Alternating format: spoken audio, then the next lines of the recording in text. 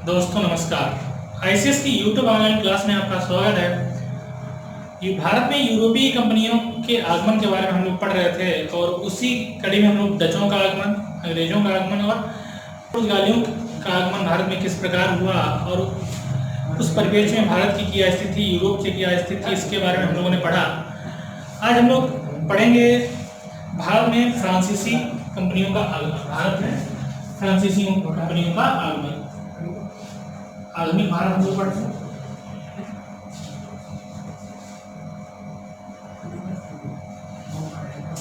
भारत में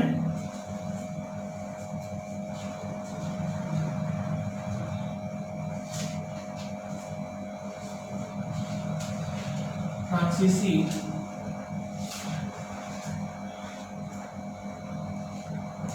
कंपनी की स्थापना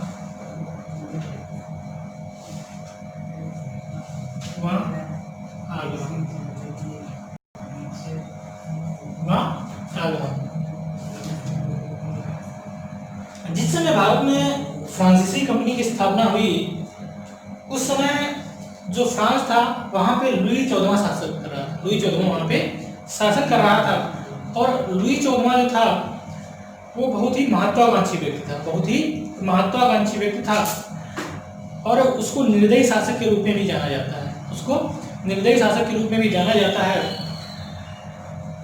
1664 1 सितंबर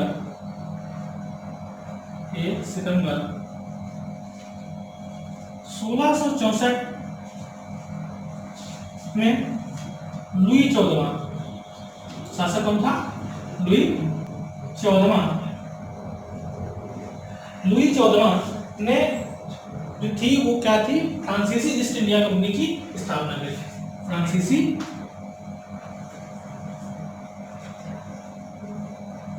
कंपनी की स्थापना की।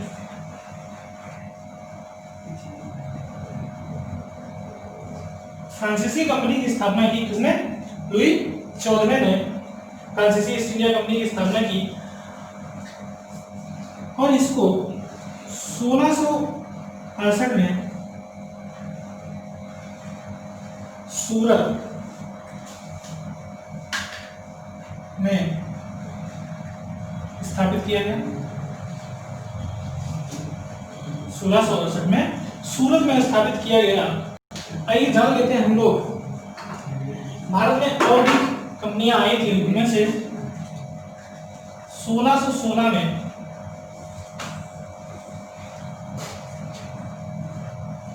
की आई थी जो 1868 में अंग्रेजों को अपना व्यापार सौंपकर चली गई। व्यापार सौंपकर चली गई। 1731 में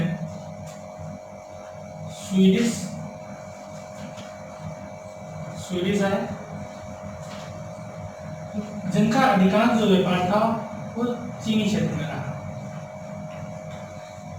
1668 में सूरत में इन्होंने अपनी पहली व्यापारिक कंपनी जो थी वो स्थापित की गई। तो अगर क्वेश्चन आए कि भारत में फ्रांसीसी ईस्ट इंडिया कंपनी, फ्रांसीसी ईस्ट इंडिया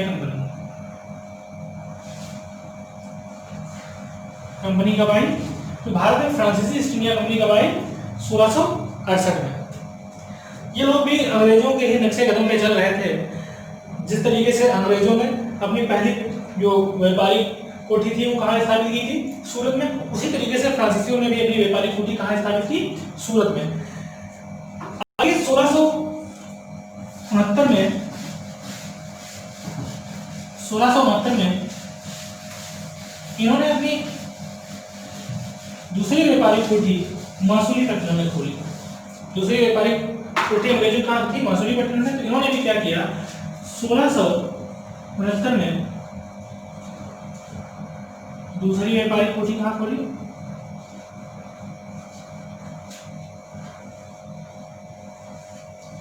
दिक्कत नहीं।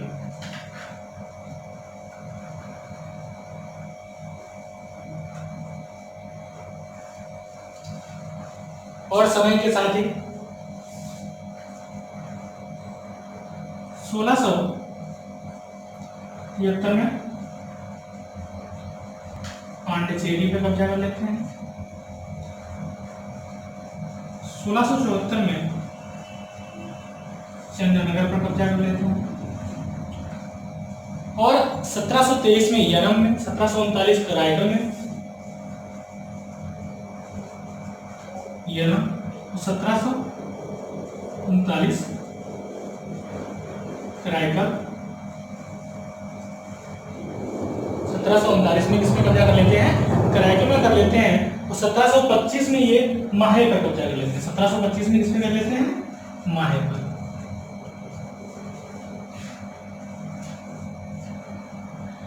आप लोगों ने भूगोल में पढ़ा होगा कि पांडिचेरी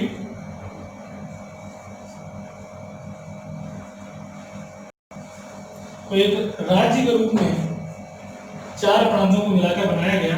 उनमें पहला था क्या? पांडिचेरी, यरम, कराईकल, माहे। माहे आपका केरल में पड़ता है। माहे आपका कहाँ पड़ता है? केरल में पड़ता है। पांडिचेरी और कराईकल दोनों तमिलनाडु में पड़ते हैं। जबकि यहाँ पे यन्नम जो पड़ता है वो आंध्र प्रदेश में पड़ता है।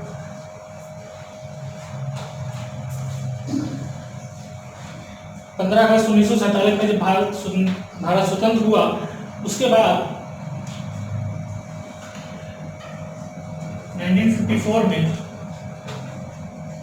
पांडिचेरी, यन्नम, कराईकल, माहे और चंद्रनगर इन सबको भारत को सौंप दिया फ्रांसीसियों में। तो भारत में फ्रांसीसी जो आए करते थे, तो भारत में फ्रांसीसी 1668 में आए और गए कब? 1954 में। गए कब? 1954 में। अब जानेंगे हम लोग कि किस तरीके से फ्रांसीसियों और अंग्रेजों के बीच लड़े गए 3 कर्नाटक युद्ध थे और उन युद्धों ने ही ये निर्धारित किया कि भारत पर कौन लंबे समय तक रहेगा और किसका भारत में पतन हो जाएगा। किसका भारत में पतन हो जाएगा? पहला कर्नाटक युद्ध।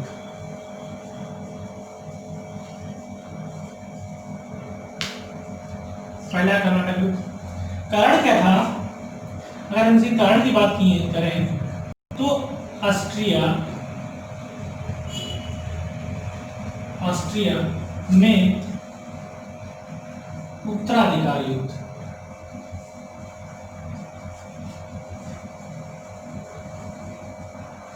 ऑस्ट्रिया में उत्तराधिकार युद्ध। एक्चुअली हुआ क्या था कि यूरोपीय जब भारत में अपने व्यापार को बढ़ा रहे थे तो उसी समय ऑस्ट्रिया में युद्ध चल रहा था। ऑस्ट्रिया में युद्ध चल रहा था। यूरोपीय देशों में फ्रांस जो था वो चाहता था कि उसका भी क्या हो? ऑस्ट्रिया पर अधिकार हो। और अंग्रेज चाहते थे उनका भी ऑस्ट्रिया पे अधिकार हो, उनका भी क्या हो? ऑस्ट्रिया पर अधिकार हो। उधर एक तरफ फ्रांसीसियों की सेना ऑस्ट्रिया में लड़ रही थी और दूसरी तरफ अंग्रेजों की सेना लड़ रही थी। एक तो वो ऑस्ट्रिया में लड़ रहे थे, दूसरा वो क्या कर रहे थे? 1746 से 1748 के बीच, 1746 से 1748 के बीच ये लोग कहाँ गए? भारत में। भारत में अंग्रेजों व फ्रांसीसियों के बीच युद्ध हुआ।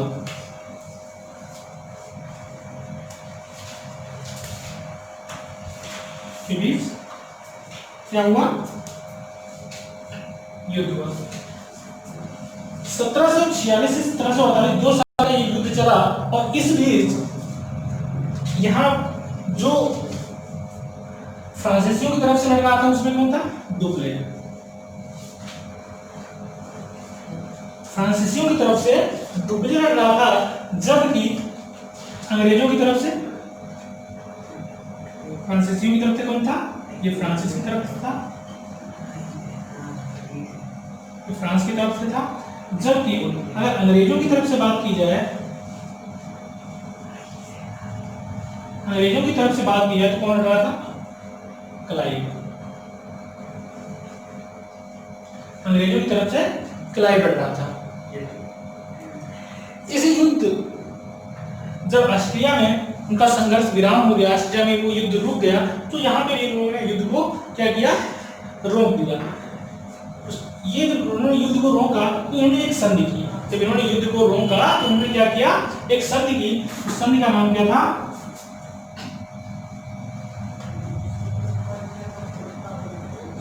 एला साफेल की संधि।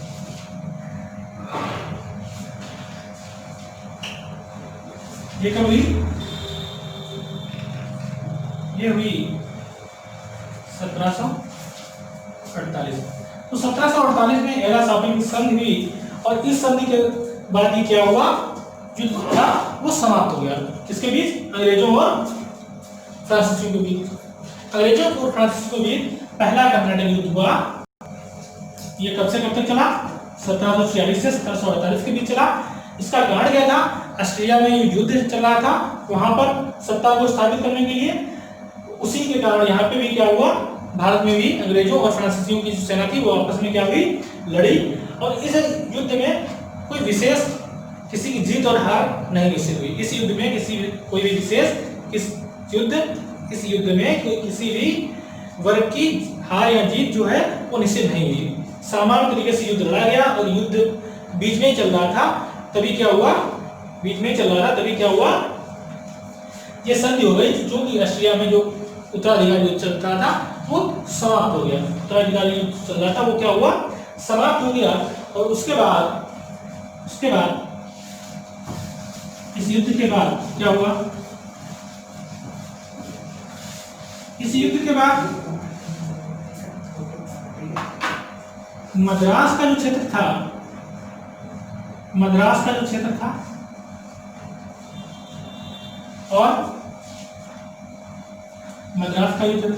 और ऑस्ट्रिया का क्षेत्र वो फ्रांसीसियों को मिल गया।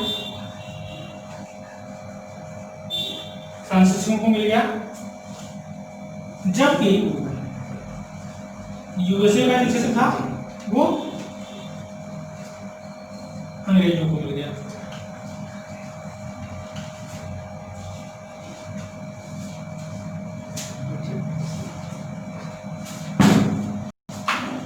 ये जो क्षेत्र था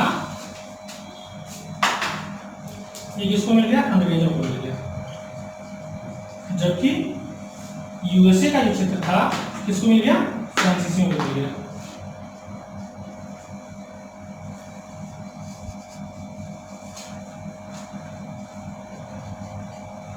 किसको मिल गया? फ्रांसीसियों को मिल गया। मद्रास का जो क्षेत्र था वो ऑस्ट्रिया को, मद्रास का क्षेत्र और ऑस्ट्रिया का जो क्षेत्र था वो किसको मिल गया? अंग्रेजों को मिल गया। जबकि यूएसए का क्षेत्र था वो किसको मिल गया? फ्रांसीसियों को मिल गया। तो प्रथम जो कर्नाटक युद्ध था वो कब तक हुआ? 1748 से 1746 से 1748 के बीच। 48 में संधि हो गई। कौन सी? एला साफा की संधि। और उस संधि के बाद में ये युद्ध क्या हुआ? समाप्त हो गया। ये युद्ध क्या हुआ? समाप्त हुआ हो गया। अब हम लोग पढ़ेंगे द्वितीय कर्नाटक युद्ध के बारे में।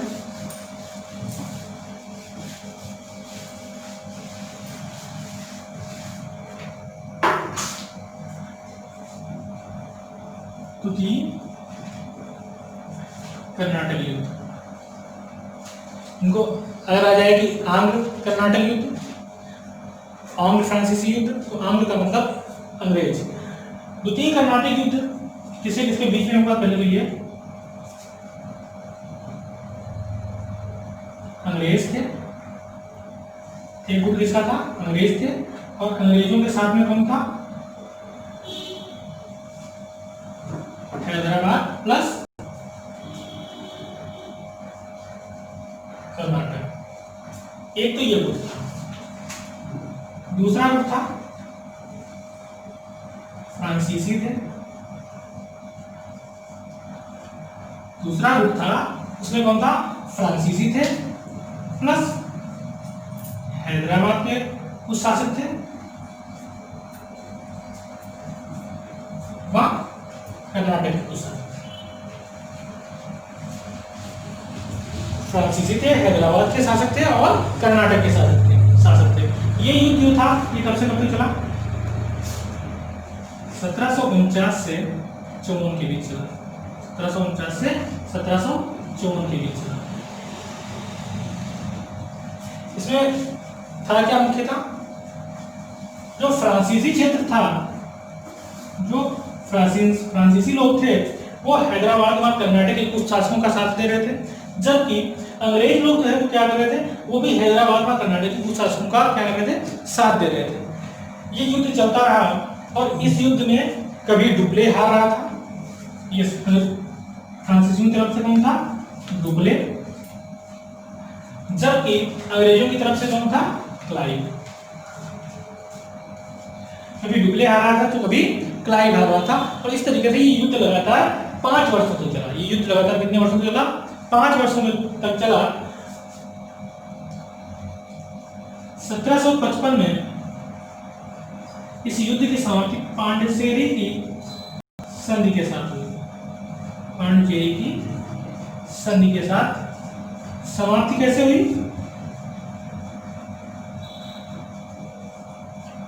1755 में पांडिचेरी की संधि हुई और इस संधि के बाद में ये क्या हुआ? ये युद्ध समाप्त हो गया। ये युद्ध क्या समाप्त हुआ? समाप्त हो गया। और जो मद्रास क्षेत्र फ्रांसीसियों ने इस युद्ध में जीत लिया था, उसी मद्रास क्षेत्र को फिर से अंग्रेजों को वापस कर दिया गया। मद्रास क्षेत्र को फिर से क्या किया गया? अंग्रेजों को वापस कर दिया गया। जबकि पांडिचेरी जो थी वो किसके पास रह गई? पांडिचेरी फ्रांसीसियों के पास रह गई। और इस युद्ध के बाद डुप्ले को वापस बुला लिया गया।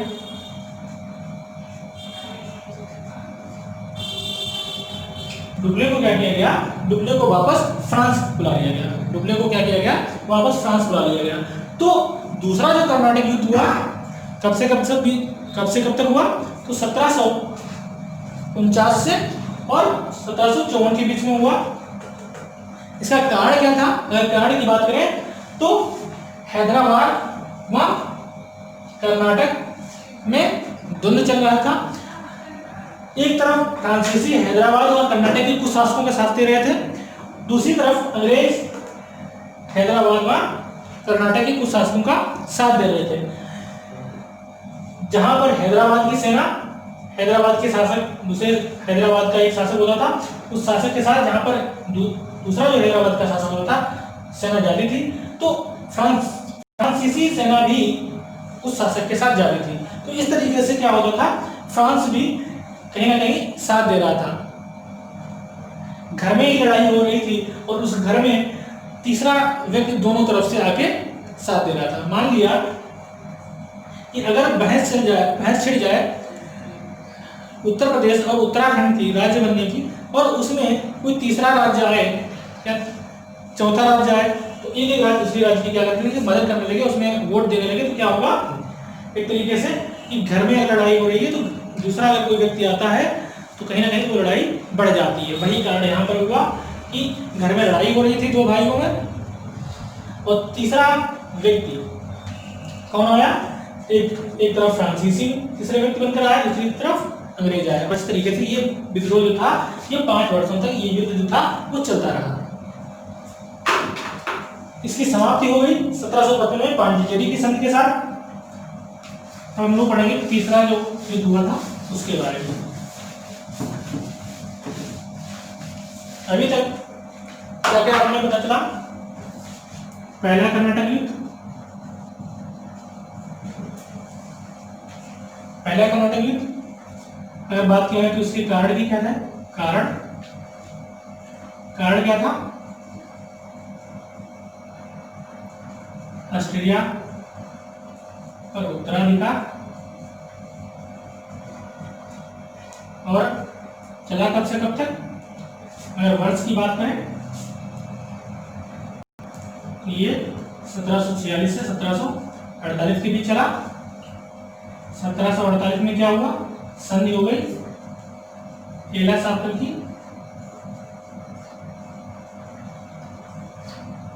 पहला साफल्य की क्या हुई, संधि हो गई, और ये युद्ध क्या हुआ, समाप्त हो गया। ये युद्ध क्या हुआ, समाप्त हुआ।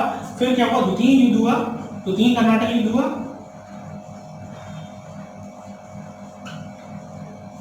द्वितीय कर्नाटक युद्ध हुआ, ये कब से कब तक चला, 5 वर्षों तक चला। ये 2 वर्ष चला और ये 5 वर्ष चला, 54 तक चला। इसमें क्या हुआ, 1755 में पांडिचेरी की संधि हुई, और पांडिचेरी की क्या हुई, संधि हुई। इससे क्या हुआ, युद्ध समाप्त हुआ। कारण क्या था इसका, हैदराबाद व कर्नाटक में उत्तराधिकार।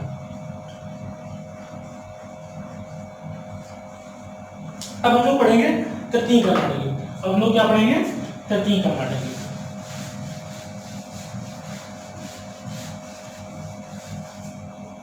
तृतीय कर्नाटक युद्ध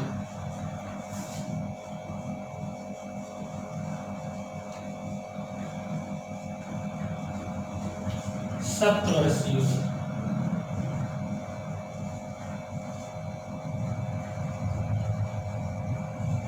ये 7 वर्षों तक चला, इसलिए इसको क्या, किस नाम से जानते हैं, सप्तवर्षीय युद्ध के नाम से जानते हैं।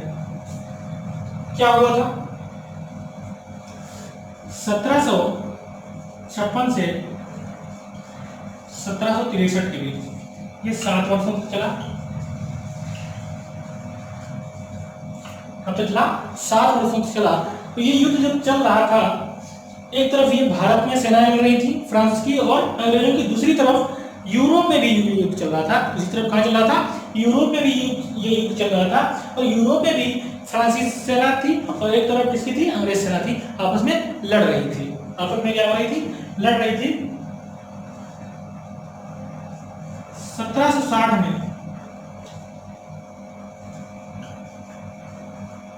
काउंट लिली, कौन था, काउंट लिली, ये फ्रांसीसी गवर्नर था। कौन था, फ्रांसीसी गवर्नर। यहाँ पे इसको लीड करना था। 1760 में वांडीवास का युद्ध हुआ।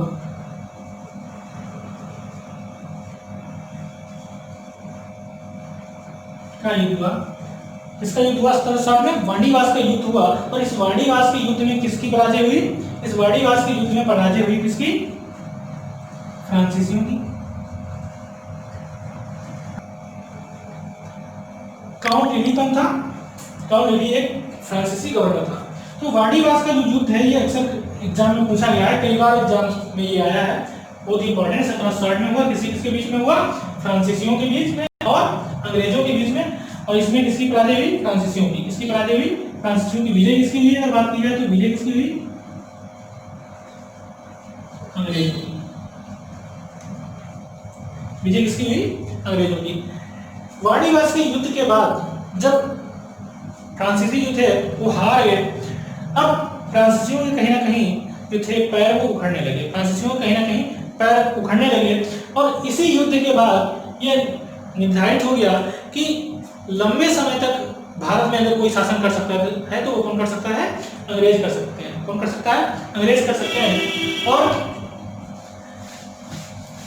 1763 में पेरिस में संधि होती है।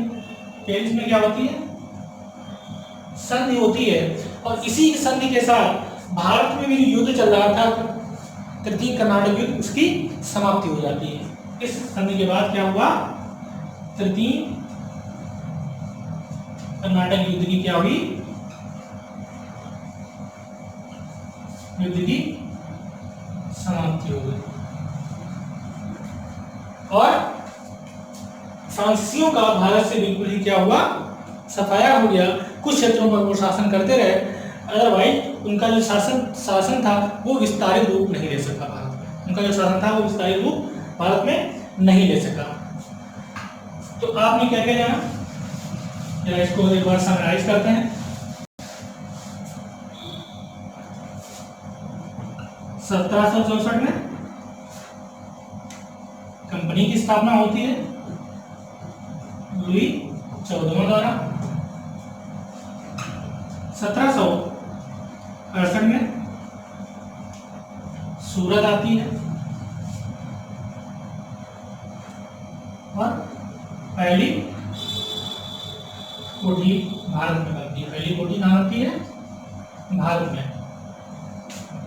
1769 में मसूलीपट्टनम में कब्जा कर लेते हैं।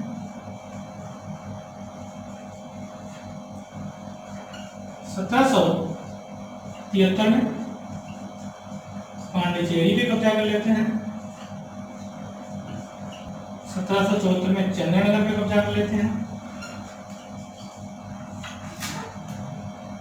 पहला कर्नाटक युद्ध होता है।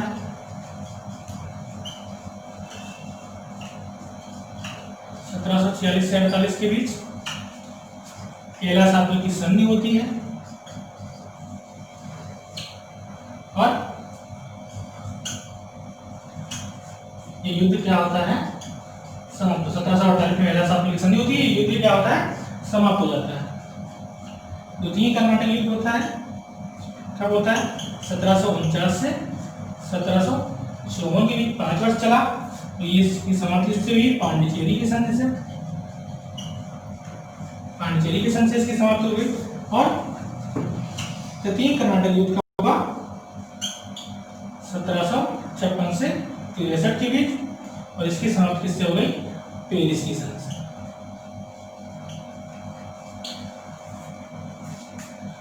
तो 1754 में कंपनी की स्थापना लुई 14वें द्वारा की जाती है। 1758 में क्या होता है? सूरत में इस कंपनी को लाया जाता है। पहली व्यापारिक कोठी स्थापित की जाती है। 1769 में मसूलीपट्टनम में दूसरी व्यापारिक कोठी स्थापित की जाती है। उसके बाद पांडिचेरी पे, फिर चंद्रनगर पे, फिर 3 कर्नाटक युद्ध होते हैं। इस तरीके से 1760 के वाणिवास के युद्ध के बाद संपूर्ण भारत से जो फ्रांसीसियों का प्रभुत्व था क्या हुआ? समाप्ति और अग्रसर हो गया और धीरे धीरे अंततः 1954 में ये भारत से बिल्कुल ही चले गए। तो इस वीडियो में आपने जाना किस तरीके से फ्रांसीसी भारत में आए और उन्हें अपने आप को स्थापित किया। अगले वीडियो में हम पढ़ेंगे कि किस तरीके से बंगाल क्षेत्र में अपने आप को अंग्रेजों ने स्थापित किया।